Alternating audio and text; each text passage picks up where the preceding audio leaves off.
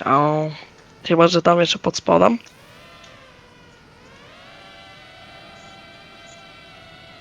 Czemu nie wybiłem? Czemu miałbym go nie wybić?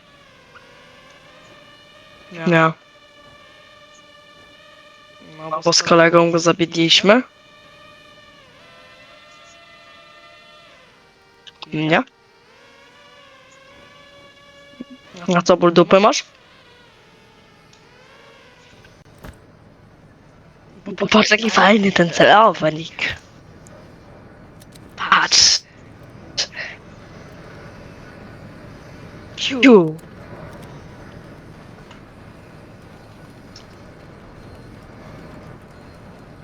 No.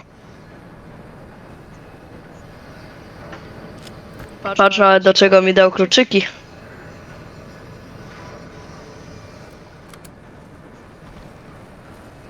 Minuta jeszcze czy dwie?